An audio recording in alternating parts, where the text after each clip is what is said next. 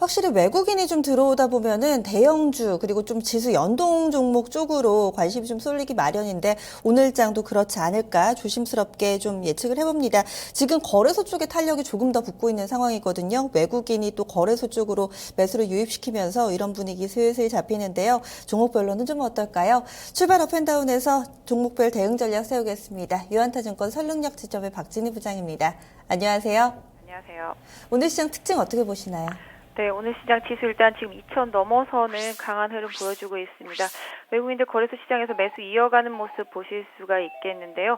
그러다 보니까 시장 전체적으로 다시 또 강하게 좀 밀려 올라가는 그런 모습 보여주고 있습니다. 오늘 시장의 가장 큰 특징은 거래소 시장에서 나타나고 있는 모습인데요. 1차적으로 중국과 관련돼서 2차 전지 관련 섹터들이 강세를 보이고 있다라는 점입니다. 배터리 보조금과 관련해서 추가적으로 다시 또 이제 검사 이후에 지급할 여지가 있으면서 LG화학, SDI를 중심으로 해서 PNE솔루션, 에코프로까지 해서 코스닥 종목들까지도 강하게 2차 전지 관련주들 강하게 흐름 나타나고 있는 모습 보실 수가 있겠고요.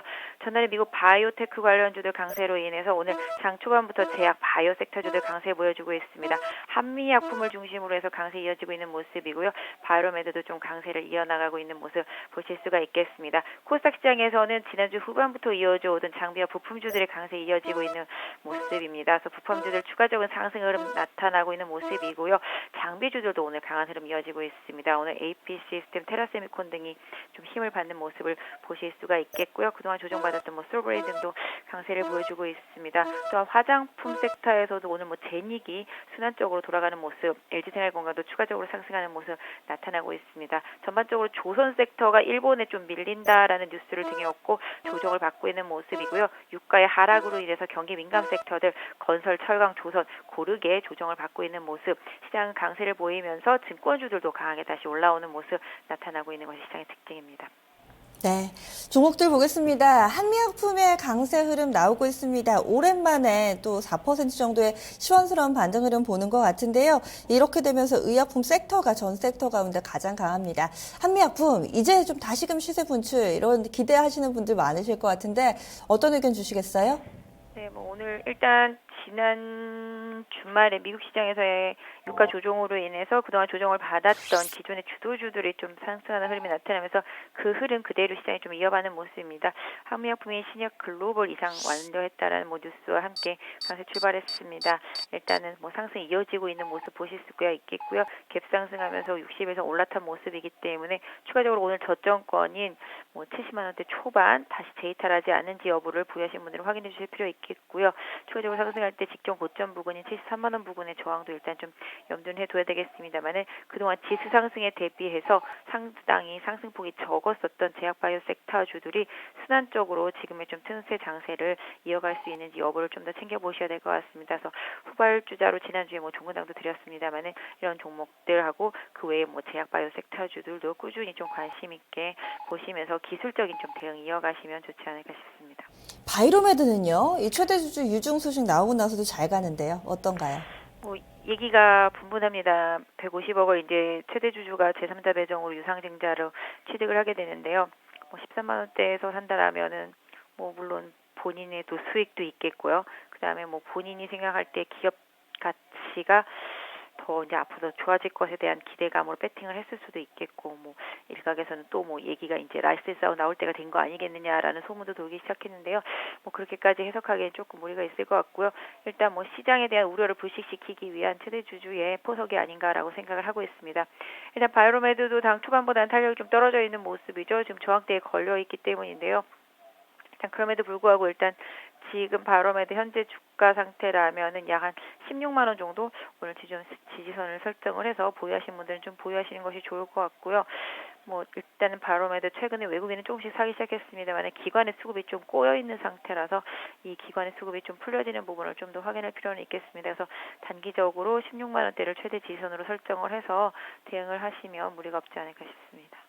지수도 2,000선 넘었으니까 증권주 한번 보겠습니다. 오늘 증권주들도 전반적으로 상승불인데다가 현대증권은 개별 재료까지 보태지면서 현재 탄력이 좋습니다. 어떻게 대응할까요? 네, 지금 현대증권 추가적으로 매각에 있어서 협상에 미래에셋도 또 다시 가세한다라는 뉴스가 있었습니다. 미래에셋 대단합니다. 대우증권 이후에 다시 또 현대증권까지 노리는 모습 보이면서 증권계에서 상당히 좀 세를 확장하는 모습을 보실 수가 있겠는데요. 그러다 보니까 오히려 미래에셋증권이 최근에 주가가 많이 급등을 한 모습을 보실 수가 있겠고 지수도 상승에 맞춰서 증권주들도 좀 강세 흐름을 보여주고 있습니다. 현대증권 일단 매각 이슈가 다시 나타나면서 시장에서 다시 부각되고 있습니다만은 일단 1차적으로 7,000원대 좀 안착하는 흐름이 좀 필요합니다. 이 가격대에서 계속 횡보하다가 급락으로 이어지면서 4,000원대까지 가는 좀 쓴라림 기염이 있기 때문에 일단 현대증권 7,000원대 강하게 좀 돌파해서 안착을 해준다라면은 지난번에 돌파 못했던 한 8,000원 정도도 가능하기 때문에 일단은 현재 보유하신 분들은 좀 보유를 하시되 좀 추격 매수는 조금 자제되는 위치라고 보여지고 있고요. 야간 매수를 하신다라면 한 6,700~800원대 이 정도가 좀 적당하지 않을까 싶습니다. 오늘 그리고 전기차 쪽도 빼놓을 수가 없습니다. 다시 한번 좀 강세 흐름 나타내는데요. 어떤 투자 의견 가지고 계신가요?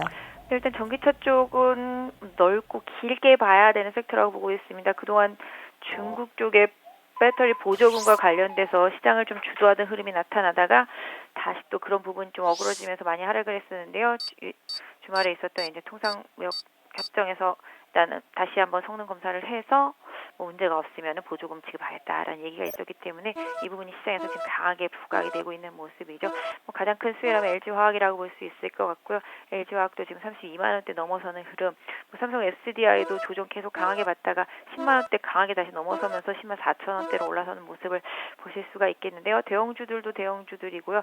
중소형주 중에서도 뭐 시세 흐름을 쫓는다라면은 에코프로라든지 PNE솔루션 같은 종목들 다시 한번 봐야 되지 않을까 싶고 오늘 뭐 일진머티리얼즈 같은 경우도 좀 강하게 오르고 있죠. 그래서 대형주들이 바람을 잡아주면 중소형주 쪽에서 좀 시세를 내는 형국이 좀 더 이어지지 않을까 싶습니다. 네, 이번에 하락으로 넘어가겠습니다. 두산중공업은 산 넘어 산이 있는 것 같네요. 다시 한번 또 그룹 악재 발목이 잡히는 모습인데요. 어떻게 보세요? 두산중공업이 다시 한번 두산건설 밀어준다라는 얘기 나오면서 좀 조정을 받았죠. 항상 두산중공업의 발목이 바로 두산건설입니다. 나름은 괜찮은데 두산건설 때문에 맨날 주가가 못 움직이고 있었습니다. 뭐 일단 기술적인 조정이 필요한 시점에 나왔던 뉴스라고 보여지고 있습니다. 전체적으로 외국인들이 소폭 매도하고 있긴 하지만 기관이 꾸준히 좀 받아주는 흐름이 시장에서 좀 이어지고 있는 모습을 보실 수가 있겠는데요. 오늘 일단 주가 자체만 놓고 오늘 저점권인 한 2만 원 선 정도를 단기적으로 좀 마지노선 설정하시면 좋지 않을까 싶습니다. 그래서 두산중공업 보유하신 분들은 2만 원 지지선 설정하시고 신규 접근하시는 분들도 그 가격대를 기준으로 해서 이탈 여부 판단하셔서 손절매에 좀 참고하시면 좋지 않을까. 그래서 일단 기술적인 조정과 뭐 이슈가 좀 맞물려졌다라고 볼 수 있겠는데요. 두산건설이 이것으로 인해서 좀 회생을 잘 해서 좋은 흐름이 좀 향후에 좀 나타나 준다라면은 지금의 현재 뭐 두산중공업의 배팅이 잘못된 건 아니라고 할 수 있겠지만 항상 자회사한테 발목이 잡힌다라는 점이 항상 부담인 것 같습니다. 네. 그리고 조선주들도 오늘 약간 좀 소외돼 있는데요. 현대중공업이 3.6% 정도 밀리고 대우조선해양, 삼성중공업도 1%대 하락하고 있습니다. 조선주들은 또 어떻게 대응할까요? 네, 조선 1, 2, 3위는 계속적으로 깨지지 않았었는데요. 3위에서 삼성중공업이 물러나면서 일본 쪽에서 들어왔다라는 뉴스가 나오면서 아마 조선주들이 영향을 받고 있는데요. 사실 그 뉴스보다는 유가 하락이 아마 빌미가 되지 않았나 싶습니다. 유가 하락으로 인해서 민감주 전체적으로 조정을 좀 고르게 받다 보니까 이 부분이 조금 더 빌미가 되었다라고 보여지고 있습니다. 그래서 와야 될 조정이었다라고 볼 수 있을 것 같고요. 민감주 섹터들은 당분간으로는 앞으로도 계속 그러겠지만 유가의 등락에 따라서 주가가 같이 등락을 할 수 있기 때문에 일단 뭐 단기 트레이딩이 아니라라면은 신중하게 좀 접근하실 필요가 있을 것 같고요. 민감주들보다는 방금 말씀드렸던 뭐 철강, 조선, 뭐 건설 이런 섹터들은 유가에 연동을 하기 때문에 그 부분이 아니라 그 부분을 제외하고 그동안 좀 조정을 받았던 오히려 좀 중소형, 중형급들 다른 개별형 종목들이 좀 더 관심 가지시는 게 낫지 않을까 싶습니다. 그리고 여행 쪽 보겠습니다. 항공주들은 좀 오르는데요. 하나투어는 현재 2%대 조정받고 있습니다. 계속해서 10만 원권 아래 자리 잡고 있는데 언제쯤이나 좀 확실한 시세가 나올까요? 네, 최근에 좀 환율 가파르게 하락하면서 오히려 좀 하나투어도 조정을 받고 있는 모습이죠. 뭐 GKL이나 파라다이스 등도 좀 약세를 보여주고 있고요. 전체적으로 면세점 섹터주들도 다 고르게 좀 약세를 보여주고 있습니다. 면세점 이슈가 지난번에 한번 좀 나타난 이후에 다시 조정을 받고 있는데요. 월말까지 일정 부분 이제 답이 나오지 않을까라는 그런 생각을 해보게 됩니다. 일단 하나투어도 긴 안목에서 보면은 가격적인 메리트가 충분히 있는 구간인데 기관의 매도세가 상당히 좀 가파르다라는 점이 수급적인 면에 있어서 계속 부담이 되고 있습니다. 하나투어 대응하실 분들이라면은 개인적으로는 한 94,000원에서 3,000원대 그 정도면 적정하게 좀 접근해 볼 수 있는 가격대가 아닐까라고 보여지고 있고요. 만약에 안 내려온다라면 오히려 10만 원대 추가적으로 안착하는 흐름 확인하시고 대응하시는 게 좋지 않을까 싶습니다. 네, 말씀 고맙습니다. 네, 감사합니다.